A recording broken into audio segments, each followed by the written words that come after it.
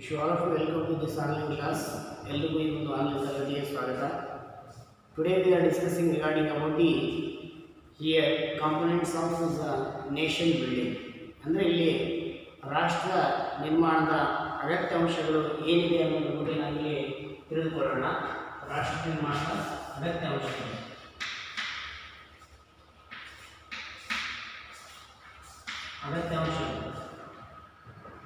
ಅಂದರೆ ಇಲ್ಲಿ ನಮಗೆ ಮುಖ್ಯವಾಗಿ ಮೊದಲನೇ ಪಾಯಿಂಟ್ ಏನು ಹೇಳುತ್ತೆ ಅಂದರೆ ಜನತೆ ಬೆಂಬಲ ಅಂತ ಅರ್ಥ ಕೊಡುತ್ತೆ.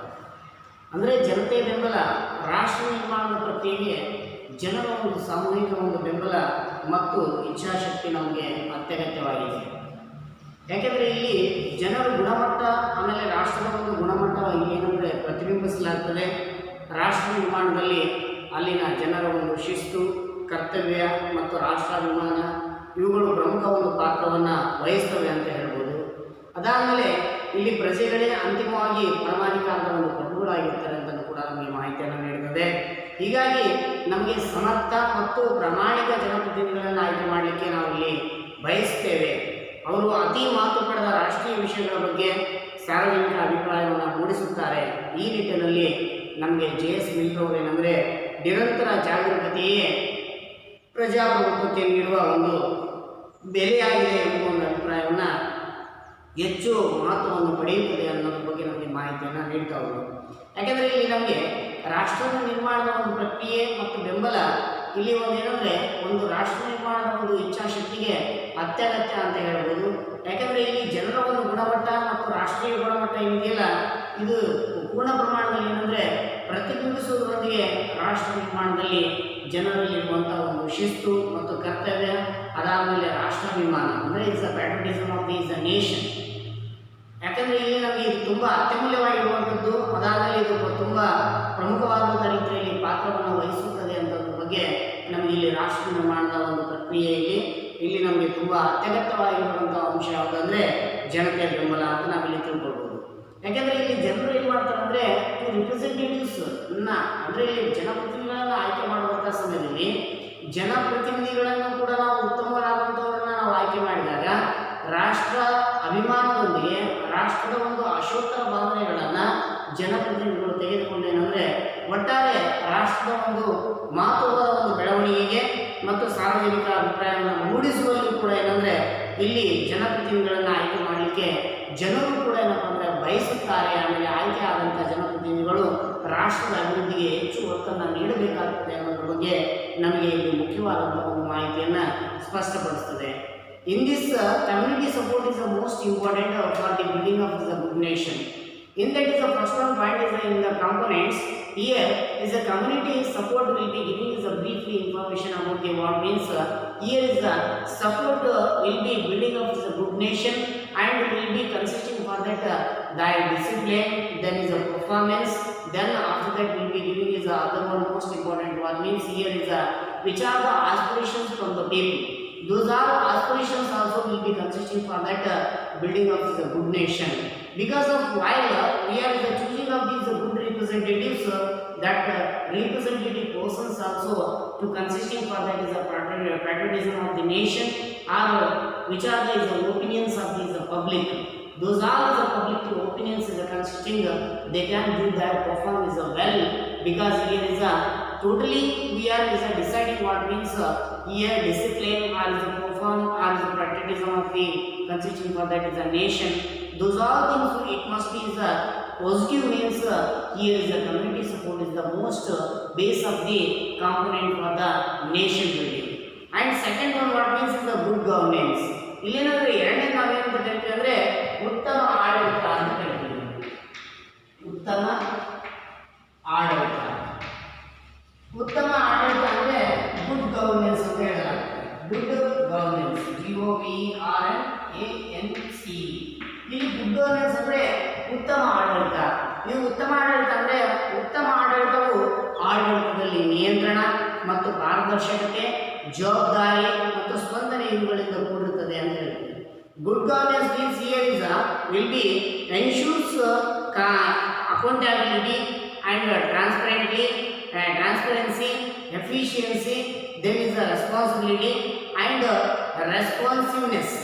These all will be consisting in addition of the in good governance. The use of technology has given rise to e-governance.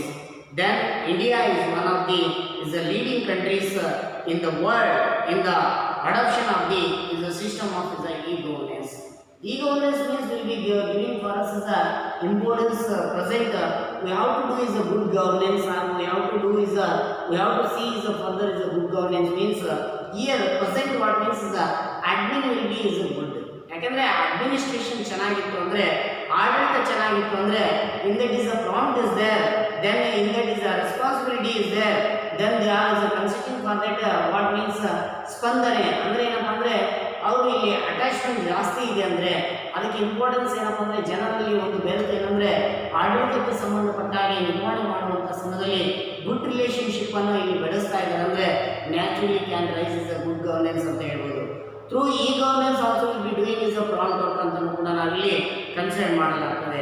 ಆಮೇಲೆ ತಂತ್ರಜ್ಞಾನವನ್ನು ನಾವಿಲ್ಲಿ ಅಳವಡಿಸಿಕೊಂಡಾಗ, ಯಾಕಂದರೆ ಗುಡ್ ಗವರ್ನೆನ್ಸ್ ಏನಿದೆಯಲ್ಲ ಈಗ ಪ್ರೆಸೆಂಟ್ ಏನಪ್ಪ ಅಂದರೆ ಮಾಡರ್ನಾಗಿ ನಾವು ಕನ್ಸಿಸ್ಟ್ ಮಾಡಿದಾಗ ನಾವು ಗುಡ್ ನೇಷನ್ ಬಿಲ್ಡಿಂಗನ್ನು ನಾವು ಕಾಣಬೇಕಾದ್ರೆ ಒಳ್ಳೆಯ ರಾಷ್ಟ್ರವನ್ನು ನಾವಿಲ್ಲಿ ಕಟ್ಟುವಂಥ ಸಮಯದಲ್ಲಿ, ಒಳ್ಳೆಯ ರಾಷ್ಟ್ರವನ್ನು ನಾವಿಲ್ಲಿ ಕಾಣುವಂಥ ಸಮಯದಲ್ಲಿ ನಮಗೆ ಉತ್ತಮವಾದಂಥ ಒಂದು ತಂತ್ರಜ್ಞಾನದ ಒಂದು ಅಳವಡಿಕೆಯು ಕೂಡ ಏನಂತ ಅಂದರೆ ನಾವು ಬಳಕೆಯನ್ನು ಮಾಡಿಕೊಳ್ಳೋದ್ರಿಂದ ಈ ಆಡಳಿತ ಅಥವಾ ಈ ಗವರ್ನೆನ್ಸ್ ಪರಿಕಲ್ಪನೆ ಇಲ್ಲಿ ನಮಗೆ ಉಗಮವಾಗಿ ಜಗತ್ತಿನಲ್ಲಿ ಈ ಆಡಳಿತ ಅಳವಡಿಸಿಕೊಂಡ ರಾಷ್ಟ್ರಗಳಲ್ಲಿ ಭಾರತವು ಕೂಡ ಏನಪ್ಪ ಅಂದರೆ ಮುಂಚೂಣಿಯಲ್ಲಿ ನಮ್ಮ ಭಾರತವು ಕೂಡ ಒಂದಾಗಿದೆ ಅಂತಲೂ ಕೂಡ ಹೇಳ್ಬೋದು.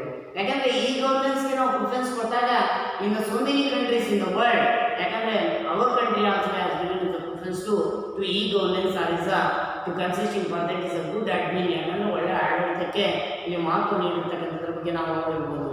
ಹಾಗಾಗಿ ಇಲ್ಲಿ ನಮಗೇನಪ್ಪ ಅಂದರೆ is a second one point is a good governance also is a most important component of the is a nation building ಅಂತ ಹೇಳ್ಬೋದು. ಹಾಗಾಗಿ ಅದರಿಂದ ಉತ್ತಮವಾದ ಒಂದು ಆಡಳಿತವು ಕೂಡ ಏನಂದರೆ ನಮ್ಮ ರಾಷ್ಟ್ರದ ಒಂದು ನಿರ್ಮಾಣಕ್ಕೆ ತುಂಬ ಅತ್ಯಮೂಲ್ಯವಾದ ಒಂದು ಅಗತ್ಯ ಅಂಶವಾಗಿದೆ ಅಂತಲೂ ಕೂಡ ನಾವಿಲ್ಲಿ ತಿಳ್ಕೊಳ್ಳಾಗ್ತದೆ. ಅದಾದಮೇಲೆ ಥರ್ಡ್ ಒನ್ ಏನಂದರೆ ಬದ್ಧತೆಯಿಂದ ಕೂಡಿರುವ ಒಂದು ನಾಯಕತ್ವ ಅಂತ ಹೇಳ್ತೀವಿ. ಬದ್ಧತೆಯಿಂದ ಕೂಡಿರುವ ನಾಯಕತ್ವ, ಬದ್ಧತೆಯಿಂದ ಕೂಡಿರುವ ನಾಯಕತ್ವ ಅಂದರೆ ಇಲ್ಲಿ ನಮಗೆ ಇದರ ಅರ್ಥ ಏನು ಕೊಡುತ್ತೆ ಅಂದರೆ ನಮಗೆ ಇಲ್ಲಿ ಮುಖ್ಯವಾಗಿ ಕಮಿಟೆಡ್ ಇಸ್ ಅ ಲೀಡರ್ಶಿಪ್ ಅಂತ ಹೇಳುತ್ತೆ. Committed leadership will be giving for us a briefly information ಏನು ಅಂತ ನಾವು ನೋಡಿದಾಗ ಬದ್ಧತೆಯಿಂದ ಕೂಡಿರುವ ನಾಯಕತ್ವ ಇತಿಹಾಸದಲ್ಲಿ ಹಲವಾರು ನಿದರ್ಶನಗಳಿವೆ. ಉದಾಹರಣೆ ಹೇಳಬೇಕಾದ್ರೆ ಅಮೆರಿಕ ಅಧ್ಯಕ್ಷರಾಗಿರ್ತಕ್ಕಂಥ FD ರೂಸ್ವೆಲ್ಟ್ ಅವರೇನೆಂದರೆ ಇಲ್ಲಿ ಒಂದು ನ್ಯೂ ಡೆಲ್ಲಿ ಎಂಬ ಒಂದು ನೂತನ ನೀತಿಯನ್ನು ಅಳವಡಿಸಿಕೊಳ್ಳುವ ಒಂದು ಮೂಲಕ ಅಮೆರಿಕದ ಆರ್ಥಿಕ ಮುಗ್ಗಟ್ಟಿನ ಒಂದು ಸಮಸ್ಯೆಯನ್ನು ಪರಿಹರಿಸಿದರು ಅಂತ ಹೇಳ್ಬೋದು. ಯಾಕೆಂದರೆ it's a committed is a leadership in the history depicts many examples of the committed is a leadership. For example, the US, United States of America, President is FD Roosevelt solved the crisis of the economic is a depression by adopting the New Deal policy, and US became a superpower at global level after the Second World War ಅಂತ ಕರೀಬೋದು. ಯಾಕಂದರೆ after the second world war ನಾವು ನೋಡ್ತಾ ಹೋದಾಗ ಇದರಿಂದ ದ್ವಿತೀಯ ಜಾಗತಿಕ ಒಂದು ಯುದ್ಧದ ನಂತರ ಆ ದೇಶವು ಜಾಗತಿಕ ಮಟ್ಟದಲ್ಲಿ ಒಂದು ಸೂಪರ್ ಪವರ್ ರಾಷ್ಟ್ರವಾಗಿ ಹೊರಹೊಮ್ಮಿರ್ತಕ್ಕಂಥದ್ರ ಬಗ್ಗೆ ನಾವಿಲ್ಲಿ ನೋಡ್ತೀವಿ. ಯಾಕೆಂದರೆ ನಮಗೆ ಗ್ಲೋಬಲೈಸೇಷನ್ ಏನು ನಮಗೆ ಮಾಹಿತಿಯನ್ನು ನೀಡುತ್ತೆ ಅಂದರೆ ಒಂದು ಜಾಗತಿಕ ಮಟ್ಟ ಅಂತ ಹೇಳುತ್ತೆ. ಅಂದರೆ ಆ ಜಾಗತಿಕ ಮಟ್ಟದಲ್ಲಿ ಉತ್ತಮವಾದಂಥ ರೀತಿಯಲ್ಲಿ ರಾಷ್ಟ್ರವಾಗಿ ಹೊರಹೊಮ್ಮಲಿಕ್ಕೆ ಇಲ್ಲಿ ನಮಗೆ ಬದ್ಧತೆಯಿಂದ ಕೂಡಿರುವ ಒಂದು ನಾಯಕತ್ವ ಅಂದರೆ ಏನಪ್ಪ ಅಂದರೆ who are the leadership they must be like is with ಪಂಕ್ಚುಲ್ ಅಂತ ಹೇಳುತ್ತೆ. ಯಾರು ಇಲ್ಲಿ ಲೀಡರ್ಶಿಪ್ ಕ್ವಾಲಿಟಿಯನ್ನು ಪಡೆದಿರ್ತಾರೆ ಅವರಲ್ಲಿ ಒಂದು ಶಿಸ್ತು, ಬದ್ಧತೆ ಜೊತೆಗೆ ನಾಯಕತ್ವದ ಕೆಲವೊಂದು ಕರ್ತವ್ಯಗಳು ಸರಿಯಾದ ರೀತಿಯಲ್ಲಿ ಇದ್ದಾಗ ಎಲ್ಲವೂ ಕೂಡ ಏನಪ್ಪ ಅಂದರೆ ಪರಿಪೂರ್ಣವಾದಂಥ ರೀತಿಯಲ್ಲಿ ರಾಷ್ಟ್ರದ ನಿರ್ಮಾಣದ ಒಂದು ಕಾರ್ಯಕ್ಕೆ ತುಂಬ ಅಗತ್ಯ ಅನ್ನೋದ್ರ ಬಗ್ಗೆ ನಮಗೆ ಮಾಹಿತಿಯನ್ನು ನೀಡ್ತಾ ಹೋಗ್ತದೆ. ಹಾಗೆ ಭಾರತದಲ್ಲಿ ನೆಹರು ಅವರ ನಾಯಕತ್ವವು ಕೂಡ ರಾಷ್ಟ್ರ ನಿರ್ಮಾಣದ ಪ್ರಕ್ರಿಯೆಯಲ್ಲಿ ಯಶಸ್ಸನ್ನು ಸಾಧಿಸಲಿಕ್ಕೆ ಸಾಕಷ್ಟು ಕೊಡುಗೆಗಳನ್ನು ನೀಡಿದರು ಅಂತಲೂ ಕೂಡ ನಾವಿಲ್ಲಿ ಹೇಳ್ಬೋದು. According to his what means here is Pandit Jawaharlal Nehru ji also has given as a preference to for the is a good or is a nation building ಅಂತಲೂ ಕೂಡ ಕರೀಬೋದು. he formulated the goals for the nation building and introduced the planning system. ಯಾಕಂದ್ರೆ ಒಂದು ಯೋಜನೆ ಪದ್ಧತಿಯನ್ನ ಪರಿಚಯಿಸಿರ್ತಕ್ಕಂಥದ್ರ ಬಗ್ಗೆ ನೋಡಬಹುದು. Adapted is a industrialization policy and socialistic is a pattern of the society and add ವಿಷಯದ end is a for sightedness for the is a transformation of India. Hence Nehru is called the architect of the modern India. ಇಲ್ಲೇನಂದ್ರೆ ನಾವು ನೆಹರೂರವರನ್ನ ನಾವು ಪೂರ್ಣ ಪ್ರಮಾಣದಲ್ಲಿ ನಾವು ನೋಡ್ತಾ ಹೋದಾಗ ಇವರು ರಾಷ್ಟ್ರ ನಿರ್ಮಾಣದ ಕಾರ್ಯಕ್ಕೆ ಅಗತ್ಯವಾಗಿರತಕ್ಕಂಥ ಕೆಲವೊಂದು ಗುರಿಗಳನ್ನು ರೂಪಿಸಿಕೊಂಡು ಅದರಲ್ಲಿ ಪಂಚವಾರ್ಷಿಕ ಯೋಜನೆಗಳನ್ನು ಪ್ರಚಾರಪಡಿಸಿದರು. ಆಮೇಲೆ ಔದ್ಯೋಗಿಕ ನೀತಿ, ಸಾಮಾಜಿಕ ಚಿಂತನೆಗಳನ್ನು ವ್ಯವಸ್ಥೆಯನ್ನು ಅಳವಡಿಸಿಕೊಂಡರು ಅಂತ ಹೇಳ್ಬೋದು. ಹಾಗಾಗಿ ಭಾರತದ ಒಂದು ಪ್ರಗತಿಗಾಗಿ ಇವರು ಉತ್ತಮವಾದ ಒಂದು ದೂರದರ್ಶಿತ್ವವನ್ನು ಹೊಂದಿರತಕ್ಕಂಥ ವ್ಯಕ್ತಿ ಆಗಿರೋದ್ರಿಂದ ನೆಹರೂರವರನ್ನ ಆಧುನಿಕ ಭಾರತದ ಶಿಲ್ಪಿ ಅಂತೇಳಿ ನಾವಿಲ್ಲಿ ಕರೆಯಲಾಯಿತು. ಯಾಕಂದರೆ ಇವರನ್ನ ನಾವೇನಂತಂದರೆ ಆಧುನಿಕ ಭಾರತದ ಶಿಲ್ಪಿ ಅಂತ ಕರಿಬೇಕಾದ್ರೆ ಏನಪ್ಪ ಅಂದರೆ ನಮಗೆ ಮುಖ್ಯವಾಗಿ is a modern is a architect of India ಅಂತ ಕೂಡ ಹೇಳ್ಬೋದು, ಅಥವಾ architect of is a modern India ಅಂತ ಕೂಡ ಕರೆಯಲಾಗ್ತದೆ ಅಂತ ನಾವಿಲ್ಲಿ ತಿಳಿಬಹುದು. ಹಾಗಾಗಿ ಅದರಿಂದ committed leadership also most component ಅಂತೇಳಿ ನಮಗೆ ಮಾಹಿತಿಯನ್ನು ನೀಡುತ್ತೆ. Committed leadership LEADERSHIP committed leadership point also is the most component of the is a consisting for that is a nation building ಅಂತ ಕೂಡ ನಾವಿಲ್ಲಿ ಕನ್ಸಿಡರ್ ಮಾಡಬಹುದು. ಅದಾದ್ಮೇಲೆ ನಾವಿಲ್ಲಿ ರಾಜಕೀಯ ಸಂಸ್ಕೃತಿಯನ್ನು ನೋಡ್ತೀವಿ. ರಾಜಕೀಯ ಸಂಸ್ಕೃತಿ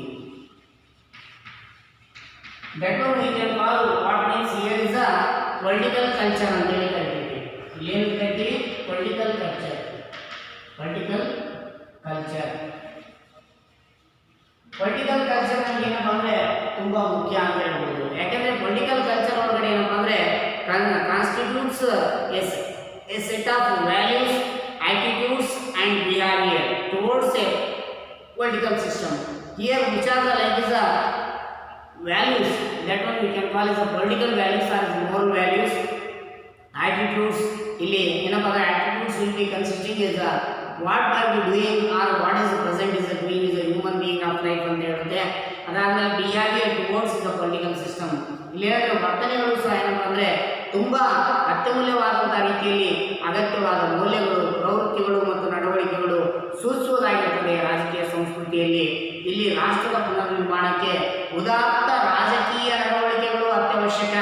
ಯಾಕೆಂದರೆ ನಮಗೆ ಇಲ್ಲಿ ಏನಪ್ಪ ಅಂದರೆ ನಮಗೆ it requires an ideal political behaviour to is a nation is a reconstruction ಅಂತ ಹೇಳುತ್ತೆ. ಅದಾದಮೇಲೆ leaders have to embody the is the principles of the national interest and public service, probity and is a statesmanship ಅಂತ ಹೇಳಿ ಕೂಡ ಏನಪ್ಪ ಅಂದರೆ ನಮಗೆ ಅರ್ಥವನ್ನು ನೀಡುತ್ತೆ ಅಂತ ಹೇಳ್ಬೋದು. ಯಾಕೆಂದರೆ ಇಲ್ಲಿ ನಮಗೆ ಮುಖ್ಯ ಏನಂದರೆ ದೇಶದ ನಾಯಕರಾದವರು ರಾಷ್ಟ್ರೀಯ ಹಿತಾಸಕ್ತಿ, ನ್ಯಾಷನಲ್ ಇಂಟಿಗ್ರಿಟಿ ಬೇಕು, ನ್ಯಾಷನಲ್ ಆಸ್ಪಿರೇಷನ್ಸ್ ಬೇಕು, ಅದಾದಮೇಲೆ ಸಾರ್ವಜನಿಕ ಸೇವೆ, ಪಬ್ಲಿಕ್ ಸರ್ವಿಸ್ ಬೇಕು, ರಾಜಕೀಯ ಮುತ್ಸದ್ದಿತನದ ಮೌಲ್ಯಗಳನ್ನು ಕೂಡ ಏನಪ್ಪ ಅಂದರೆ ಅಂತರ್ಗತ ಮಾಡಿಕೊಂಡಿರಬೇಕು ಅನ್ನೋದ್ರ ಬಗ್ಗೆ ಮಾಹಿತಿಯನ್ನು ನೀಡುತ್ತೆ. ಅಂದರೆ leaders have to embody the principles, national interest and second one is a public service, then third one is a probity and is a statesmanship that mainly will be giving is a importance to for this importance for that is a component for the is a nation building ಅಂತ ಹೇಳ್ಬೋದು. ಯಾಕಂದರೆ ಇದು ಕೂಡ ಏನಪ್ಪ ಅಂದರೆ ತುಂಬ ಅತ್ಯಮೂಲ್ಯವಾದಂಥ ಒಂದು component ಆಗಿದೆ ಅನ್ನೋದ್ರ ಬಗ್ಗೆ ನಮಗೆ ಇಲ್ಲಿ ಮಾಹಿತಿಯನ್ನು ನೀಡ್ತಾ ಹೋಗುತ್ತೆ. Next fifth one what means here is ಅಧಿಕಾರದ ಹಂಚಿಕೆ.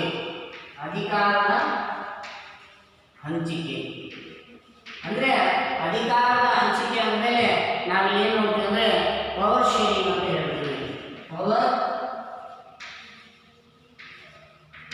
ಪವರ್ ಶೇರಿಂಗ್ ಯಾಕಂದರೆ ಈ ಪವರ್ ಶೇರಿಂಗ್ ಏನಪ್ಪ ಅಂದರೆ ನಮ್ಗೆ ಏನು ಮಾಹಿತಿಯನ್ನು ನೀಡ್ತಾ ಹೋಗುತ್ತೆ ಅಂದರೆ ರಾಷ್ಟ್ರ ನಿರ್ಮಾಣದ ಒಂದು ಗುರಿಯನ್ನು ನಾವು ಸಾಧಿಸಲಿಕ್ಕೆ ರಾಜಕೀಯ ಅಧಿಕಾರವನ್ನು ಸಮಾಜದ ಎಲ್ಲ ವರ್ಗಗಳಲ್ಲಿ ಹಂಚಿಕೆ ಮಾಡುವ ಅಗತ್ಯವಿದೆ. ಯಾಕಂದರೆ present what we are doing means all community has to give the preference. We have to share the power to all community. ಯಾಕಂದರೆ ನಾವು ಎಲ್ಲ ವರ್ಗಗಳಿಗೂ ಕೂಡ ಏನಂದರೆ ಆದ್ಯತೆಯನ್ನು ನೀಡಲಾಗುತ್ತದೆ. ರಾಜಕೀಯದಿಂದ ಅಧಿಕಾರವು ಕೆಲವು ವ್ಯಕ್ತಿಗಳ ಕೈಯಲ್ಲಿ ಮತ್ತು ಕುಟುಂಬಗಳಲ್ಲಿ ಕೇಂದ್ರೀಕರಣವಾದಾಗ ಅದು ಅಧಿಕಾರಯುಕ್ತ ಮತ್ತು ಸರ್ವಾಧಿಕಾರ ರೆಡಿ ಮಾಡಿಕೊಡುತ್ತದೆ. only one person will be continuing that power means that one you can call what means is a dictatorship ಅಂತ ಕರಿತೀವಿ ನಾವು, ಅಥವಾ ಏನಪ್ಪ ಅಂದ್ರೆ supremacy of the is in one person ಅಂತ ಹೇಳ್ಬೋದು. That one on the base of the sovereign ಅಂತ ನೋಡ್ತಾ ಹೋದಾಗ ಅಲ್ಲಿ ಏನಂದ್ರೆ ಸರ್ವಾಧಿಕಾರಕ್ಕೆ ಆದ್ಯತೆಯನ್ನ ನೀಡುವುದಿಲ್ಲ. ಹಾಗಾಗಿ ಏನಂದ್ರೆ ಇಲ್ಲಿ ನಮಗೆ ಮುಖ್ಯವಾಗಿ ಏನಂದ್ರೆ ಇಲ್ಲಿ H.J. ಲಾಸ್ಕಿ ಅವರ ಅಭಿಪ್ರಾಯಪಟ್ಟಂತೆ ಎಲ್ಲರಿಗೂ ಸಂಬಂಧಪಟ್ಟ ವಿಷಯಗಳು ಎಲ್ಲರಿಂದಲೂ ನಿರ್ಧರಿಸಲ್ಪಡಬೇಕು ಅಂತ ಹೇಳ್ತಾರೆ. According to on the base of H.J. Laski rightly puts it what means is a decision which affects all must be decided by all ಅಂತ ಹೇಳುತ್ತೆ. ಅಂದ್ರೆ ಇಲ್ಲಿ ಏನಪ್ಪ ಅಂದ್ರೆ which are the decisions that one you have to take means which affects all must be is decided by all. To attain this reservation is provided to the SC, then STs, then and is a woman and is a different is the levels of the government. ಯಾಕಂದ್ರೆ ಇಲ್ಲಿ ನಾವು ಎಲ್ಲರೂ ಏನಂತಂದ್ರೆ ಅಧಿಕಾರದ ಹಂಚಿಕೆಯನ್ನು ನಾವು ಮಾಡಲಾಗ್ತದೆ. ಅದರಲ್ಲಿ ಮುಖ್ಯವಾಗಿ ಏನಪ್ಪಾ ಅಂದ್ರೆ ಪರಿಶಿಷ್ಟ ಜಾತಿ, ಪರಿಶಿಷ್ಟ ಪಂಗಡ ಮತ್ತು ಮಹಿಳೆಯರಿಗೆ ಒಂದು ಮೀಸಲಾತಿಯನ್ನ ರಿಸರ್ವೇಶನ್ ಸೌಲಭ್ಯವನ್ನ ಫ್ಯಾಸಿಲಿಟಿಯನ್ನ ಕಲ್ಪಿಸಿಕೊಡಲಾಗ್ತದೆ. ಇದು ಸಾಮಾಜಿಕ ಮತ್ತು ಆರ್ಥಿಕ ಪ್ರಜಾಪ್ರಭುತ್ವದ ತಳಹದಿಗೆ ಅಗತ್ಯವಾದ ಸಾಮಾಜಿಕ ನ್ಯಾಯವನ್ನ ಒದಗಿಸುತ್ತದೆ ಅಂತ ನಮಗೆ ಇಲ್ಲಿ ಮಾಹಿತಿಯನ್ನ ನೀಡ್ತಾ ಹೋಗ್ತದೆ. ಹಾಗಾಗಿ ಇದರಿಂದ it ensures the social justice which is the foundation of social economic democracy. These all points is the most important for the is the components of the consisting of that is a nation building. ಯಾಕಂದ್ರೆ ಎಲ್ಲ ವಿಷಯಗಳು ನಮ್ಗೆ ಏನು ಹೇಳ್ತಂದ್ರೆ ರಾಷ್ಟ್ರ ನಿರ್ಮಾಣದ ಒಂದು ಅಗತ್ಯ ಅಂಶಕ್ಕೆ ತುಂಬಾ ಅತ್ಯಗತ್ಯವಾದಂಥ ಈ 5 ಅಂಶಗಳು ಅಂದ್ರೆ ಮೊದಲನೇದು ಜನತೆಯ ಬೆಂಬಲ, ಎರಡನೇದು ಉತ್ತಮ ಆಡಳಿತ, ಮೂರನೇದು ಬದ್ಧತೆಯಿಂದ ಕೂಡಿರುವ ನಾಯಕತ್ವ, ನಾಲ್ಕನೇದು ರಾಜಕೀಯ ಸಂಸ್ಕೃತಿ, ಐದನೇದು ಅಧಿಕಾರದ ಹಂಚಿಕೆ ಬಗ್ಗೆ ನಾವು ಇವತ್ತು ತಿಳ್ಕೊಂಡಿದ್ದೀವಿ. ನೆಕ್ಸ್ಟ್ ಇನ್ನೂ 5 ಪಾಯಿಂಟ್ಸ್ ಇದೆ. In next class I can discuss about other is of 5 points. Today I have briefly explained to you the only is of 5 points. Regarding about that you have to read carefully and is a note down in your class political science consisting is related is a subject notes. ಅದನ್ನು ನೀವು note ಮಾಡಿ ನೀವು ಇಟ್ಬಿಟ್ರಿ ಅಂದರೆ ರಾಜ್ಯಶಾಸ್ತ್ರ ಒಂದು ವಿಷಯಕ್ಕೆ ಸಂಬಂಧಪಟ್ಟಾಗೆ will be getting to you further. ಯಾಕಂದರೆ ಮುಂದಿನ ದಿನಮಾನದಲ್ಲಿ ನಿಮಗೆ ವೆಲ್ ನಾಲೆಜ್ ಸಿಗುತ್ತೆ ಅಂತ ಹೇಳ್ತಾ ಈ ಒಂದು ತರಗತಿ ನಾನು ವಿರಾಮ ಕೊಡ್ತಾ ಇದ್ದೀನಿ. All the best for you. Is a good day to you.